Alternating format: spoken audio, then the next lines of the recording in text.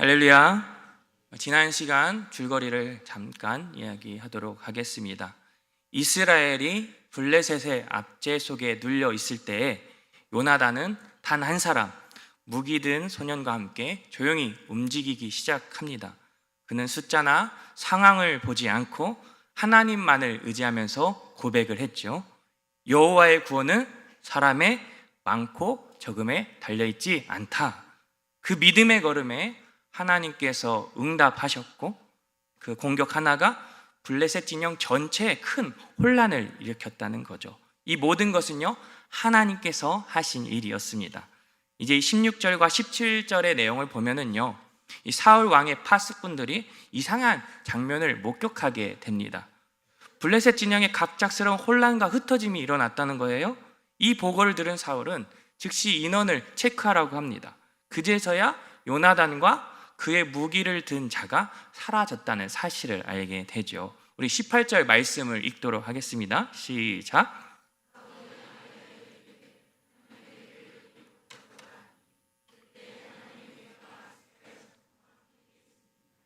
아멘.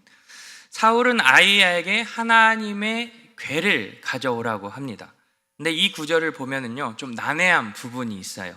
성경에서 히브리어 성경을 보면 하나님의 궤, 즉 언약궤를 가져오라고 하는데요, 72년 성경에서는요 이 부분을 에봇으로 번역하고 있어요.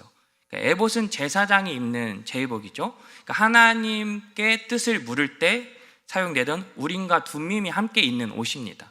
그러니까 많은 성경학자들이 이 문맥에서는 실제로 언약궤보다는 에봇을 말하는 것이 더 자연스럽다 이렇게 보고 있어요. 그러니까 하나님의 궤 대신 에봇으로 보이는 이유를 잠깐 살펴보도록 할게요. 그러니까 사무엘상 14장 3절에서 아이야는 에봇을 입고 있었지만 언약궤는 그 자리에 있을 가능성이 적다는 주장이죠.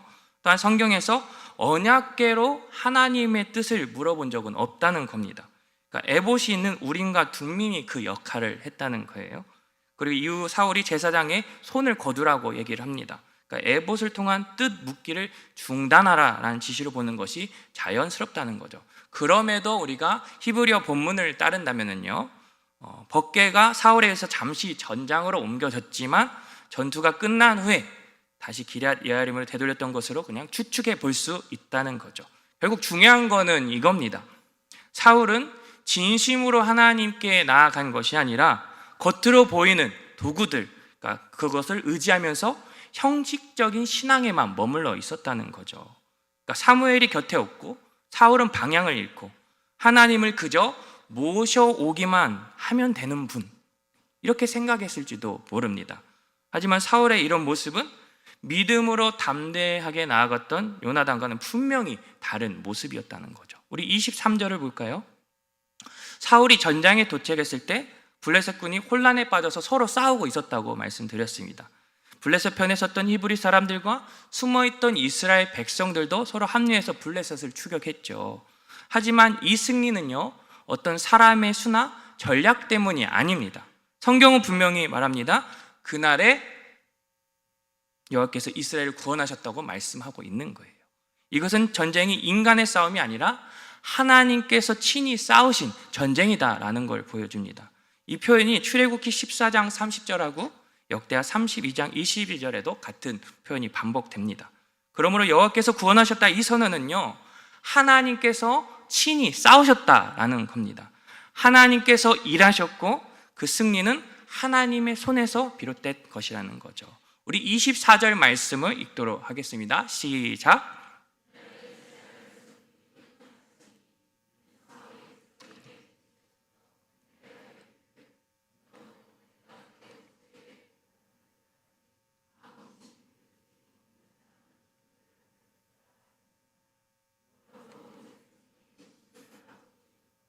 아멘. 표를 잠깐 볼게요. 하나님께서 이스라엘에 큰 승리를 주신 다음에 성경 곧바로 사울의 어리석은 행동을 보여줍니다. 사울은 전쟁 중 무리하게 금식을 명령했고요, 이로 인해서 병사들은 지쳐서 싸울 힘조차 없었다는 거죠. 성경은 이 상황을 백성이 피곤하였으니 라고 표현을 합니다. 72역에서는 사울이 큰 어리석음을 저질렀다라고 얘기하죠. 게다가 사울은 이 전쟁을 하나님의 전쟁이 아닌 개인적인 보복의 싸움으로 여겼어요. 그러니까 하나님의 뜻이 아닌 자기 의지를 강하게 밀어붙였다는 거죠. 이게 하나님을 의지한 요나단의 태도와 확연히 다른다는 것을 우리가 알 수가 있습니다. 신학자 김고은 교수는요, 사울의 문제는 맹세 자체보다 그 동기에 있다라고 말했습니다. 그러니까 하나님께 순종하지 않으면서도 하나님의 이름을 이용해서 자신의 권위를 강화하려 했던 것이죠. 이 사건은요, 단순한 판단 착오가 아닙니다. 사울 내면에 있던 잘못된 신앙의 태도, 하나님보다 자신을 앞세우는 그 마음이 드러났다는 거예요. 겉으로는 하나님의 이름을 말하지만 정작 그의 행동은 하나님의 뜻과는 거리가 멀었다는 거죠. 사울의 내면에 있던 잘못된 신앙의 태도, 겉은 순종 같지만 속은 욕심의 외도, 하나님보다 앞서 나간 자기만의 주도, 결국 믿음 아닌 빗나간 각도라는 거죠. 25절에서 28절의 내용을 보면은요, 이스라엘 군대가 이제 숲에서 꿀을 발견합니다. 근데 사울의 맹세 때문에 아무도 먹지 못하죠. 백성은 하나님의 이름으로 한 그 맹세를 두려워했고요, 결국 병사들은 더욱 지치게 됩니다. 이 장면은 사울의 무분별한 맹세가 백성에게 큰 짐이 되었다는 것을 보여주고 있어요. 한편 요나단은요, 사울의 금식 명령을 알지 못한 채 꿀을 먹고 기운을 회복하죠. 이것을 본 군사는요, 명령을 어겼다는 사실을 알려주면서 백성들이 많이 지쳐 있습니다, 이렇게 말을 해줍니다. 그 말의 숨은 의미는요, 사울의 무리한 맹세가 백성들에게 얼마나 큰 부담이 되었는지를 조심스럽게 드러낸 거거든요. 우리 29절에서 30절 말씀을 보도록 하겠습니다. 같이 읽어볼까요? 시작. 요나단이 이르되 내 아버지께서 이 땅을 곤란하게 하셨도다. 보라, 내가 이 꿀 조금을 맛보고도 내 눈이 이렇게 밝아졌거든.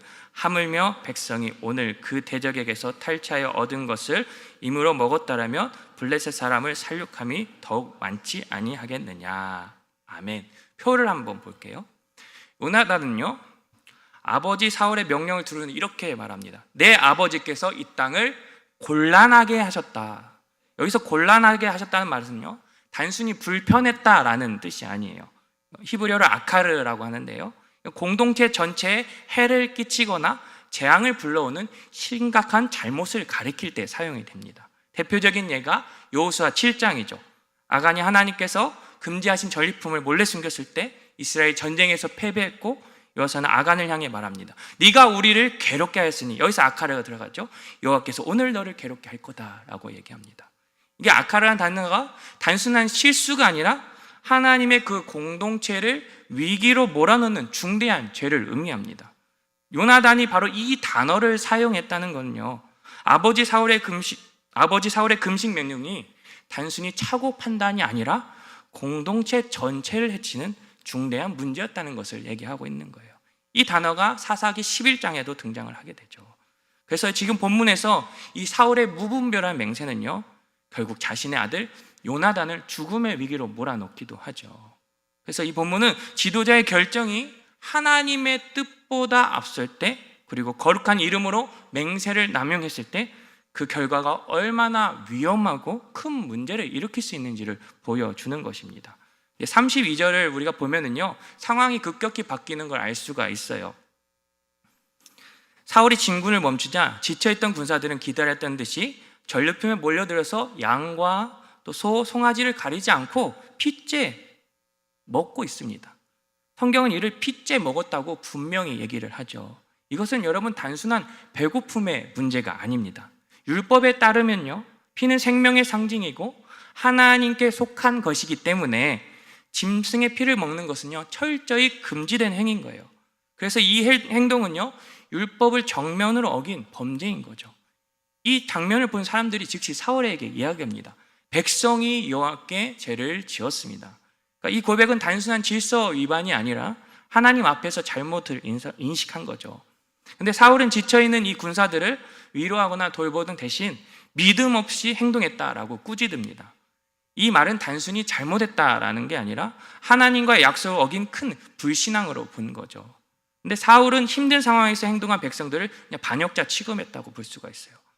그의 관심은 어떤 백성의 상황이나 믿음이 아니라 자신이 세운 명령을 지키는 것에 있었어요. 근데 문제는요, 현실적으로 백성들을 벌 주기는 어려우니까 큰 돌을 가져오게 해가지고 그럴듯한 율법의 형식만 갖춰서 문제를 해결하려고 합니다. 이것은요, 사울이 하나님의 뜻보다는 겉모습과 이 규칙에만 집착했던 지도자였다라는 것을 볼 수가 있는 거예요.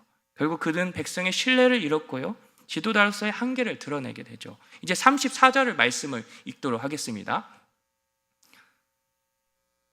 같이 읽겠습니다. 시작. 또 사울이 이르되 너희는 백성 중에 흩어져 다니며 그들에게 이르기를 사람은 각기 소와 양을 이리로 끌어다가 여기서 잡아먹되 핏째로 먹어 여호와께 범죄하지 말라 하라 하매 그 밤에 모든 백성이 각각 자기의 소를 끌어다가 거기서 잡으니라. 아멘. 표를 보십니다.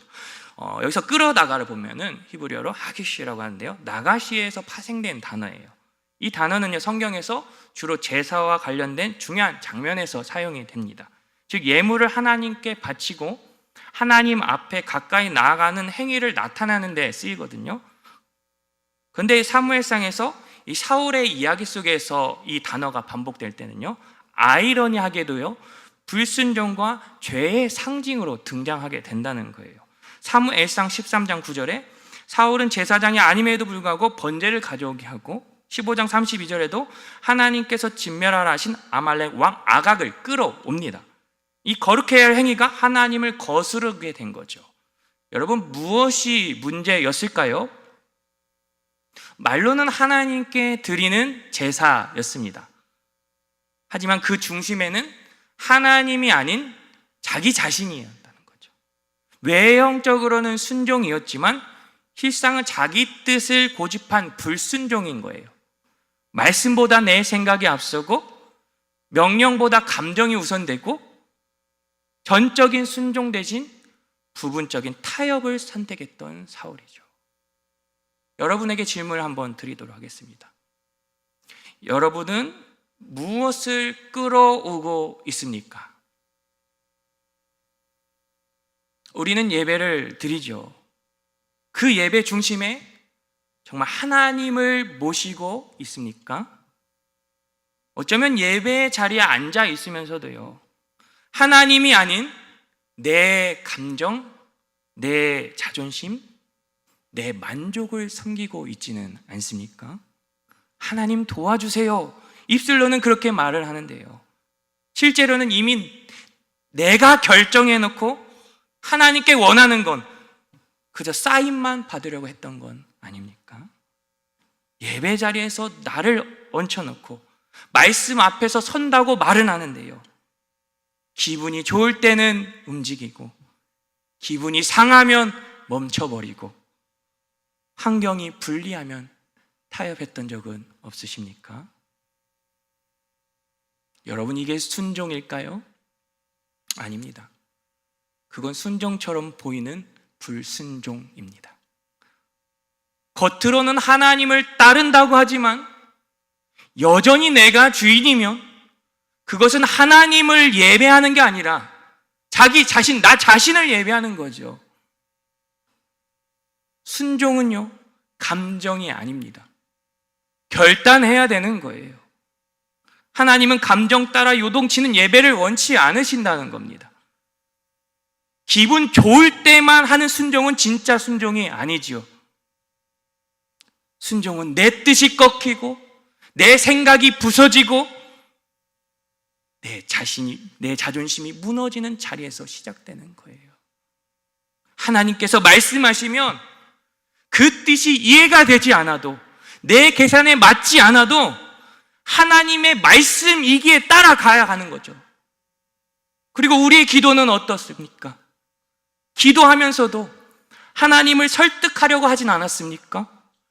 내 계획을 밀어붙이면서 하나님께 이렇게 해주세요, 요청이 아닌 명령을 내리진 않았습니까? 여러분, 기도는 하나님과 거래하는 것이 아닙니다. 기도는 하나님의 그 뜻에 항복하는 거예요. 주님, 무엇을 원하세요? 그리고 그 뜻에 나를 맞추는 것, 이게 기도죠. 사랑하는 성도 여러분, 더 이상 다른 것을 끌어오지 마십시오. 내 뜻을 끌어오지 마십시오. 내 고집과 내 자존심을, 내 방식의 신앙을 끌어오서는 안 됩니다. 그 자리에 하나님의 뜻을 두시길 바랍니다. 순종의 믿음을 두시길 바랍니다. 우리 35절 말씀 같이 읽겠습니다. 시작.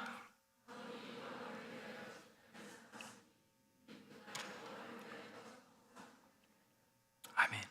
사울은 왕으로서 수많은 전투를 치렀고요, 수많은 결정을 내렸어요. 입술로는 여호와의 이름을 외치고요, 하나님을 섬기는 것처럼 보였습니다. 근데 놀랍게도 그가 하나님께 제단을 쌓은 건요, 처음이라고 말씀하고 있습니다. 그동안 수많은 전쟁을 치렀으면서도 하나님께 예배하지 않았다는 거죠. 제단은커녕 하나님 앞에 무릎을 꿇은 적이 없었어요. 그의 삶에는 예배가 없었고 하나님이 중심에 계시지 않았다는 거예요. 오직 자기 뜻, 자기 판단, 자기 야망이 모든 것을 이끌었습니다. 여러분, 제단을 쌓는다는 것은요, 단순히 종교적 행위가 아닙니다. 그것은 하나님을 인생의 주인으로 모시겠다는 고백이고요, 하나님 앞에 무릎을 꿇고 하나님의 주권을 인정하는 영적 결단입니다. 하지만 사울은 그 고백을 한 번도 드린 적이 없어요. 사울의 내면이 명확하게 드러나는 겁니다. 영적으로 무감각했고, 신앙은 미성숙했고, 예배는 그의 삶의 뒷전이었다는 거죠. 하나님을 찾는 순간은 단 하나, 자신이 위기에 처했을 뿐이죠. 결국 그의 통치 중심에는요, 하나님이 없었어요. 오직 자기 자신, 자기 뜻, 자기 이름이 그 자리를 차지했습니다. 그의 신앙은 하나님의 이름을 말했지만 하나님을 경외하지 않는 신앙이었습니다. 겉으로는 신앙 같았지만 실상은 철저히 자기 중심적인 사람이었죠. 여러분, 예배는요, 신앙의 중심이 되어야 합니다. 예배가 흔들리면요, 신앙도 흔들려요. 예배가 무너지면요, 가정도, 자녀도, 나의 사명도 무너집니다. 오늘도 우린 지금 이 예배의 자리에 앉아 있죠. 하지만 정작 우리의 삶의 우선순위 속에서 여러분, 예배는 몇 번째입니까? 일이 먼저일까요? 예배가 먼저입니까? 성공이 먼저입니까? 하나님의 말씀이 먼저입니까? 여러분, 예배는 일정이 아니라 중심이 되어야 돼요. 예배는 내 스케줄 안에 끼워 넣는 선택, 옵션이 아니에요. 내 필요에 따라, 내 상황에 따라 왔다 갔다 하는 신앙은 결국 무너집니다. 예배가 무너지면요, 신앙의 방향도 흐려져요. 예배가 우선되지 않으면요, 삶의 기준은 내 뜻이 되어버리고 말아요. 예배가 흔들리면 결국 내 감정과 나의 상황이 하나님의 자리를 차지하게 되는 거예요. 그래서 지금 우리에게 필요한 건 무엇일까요? 예배의 우선순위를 회복하는 겁니다. 우리 여기 있는 청년들도 있는데요, 청년들 삶에는 수많은 일들이 우선순위를 차지하고 있어요. 학업, 취업, 친구들 관계, 선후배 관계, 미래에 대한 꿈, 하고 싶은 일들 얼마나 많이 있겠습니까? 근데 이 모든 것 앞에 예배가 점점점 뒤로 밀려나고 있지는 않습니까? 나중에 시간 나면 예배해야 하고 안정되면은 말씀 붙들겠다는 그 생각이요, 여러분의 영혼을 점점 무너뜨리고 있다는 사실을 기억해야 합니다. 여러분, 이제는 바뀌어야 합니다. 예배가 삶의 일부가 아니라 삶의 중심이 되어야 할 줄 믿습니다. 반복해서 말씀을 드릴게요. 예배가 중심이 아니면요, 내 감정이 나를 끌고 가는 거예요. 내 욕심이 방향을 잡습니다. 내 뜻이 하나님의 자리를 대신하고 말 거예요. 그러나 예배가 우선되는 인생은요, 절대로 무너지지 않습니다. 하나님이 중심에 계시면요, 삶이 흔들릴지언정 기초는 무너지지 않는 거예요. 예배가 회복되면 신앙이 살아납니다. 관계가 회복됩니다. 사명이 다시금 뜨거울 줄 믿습니다. 그리고 하나님께서 예배하는 그 인생을 이끌어 가실 줄 믿습니다. 마무리 맺겠습니다. 사랑하는 성도 여러분, 우리는 사무엘상 14장의 말씀을 통해서 두 인물을 보았어요. 한 사람은요, 하나님을 의지하면서 믿음으로 전진한 요나단이었고요. 또 한 사람은 하나님의 이름을 말했지만 자기 방식대로 움직인 사울입니다. 둘 다 하나님의 이름을 언급했지만요, 그들의 신앙의 방향은 전혀 달랐습니다. 우리 14장 45절에 보면 그가 오늘 하나님과 동역하였음이니이다. 그가 오늘 하나님과 동역하였음이니이다. 요나단은요, 하나님과 동행하는 믿음이었고, 사울은요, 하나님 없이 독주하였어요. 겉으로는 예배하는 것 같았지만 그 중심엔 하나님이 없었어요. 진짜 신앙은 말뿐인 게 아니라 하나님과 함께 걸어가는 믿음의 삶이라는 거예요. 여러분, 지금 우리는 어디에 서 있어야 될까요? 우리의 신앙은 동행입니까? 아니면 독주입니까? 하나님은요, 우리가 실수할까 봐 두려워서 멀리 떨어져 계신 분이 아니세요.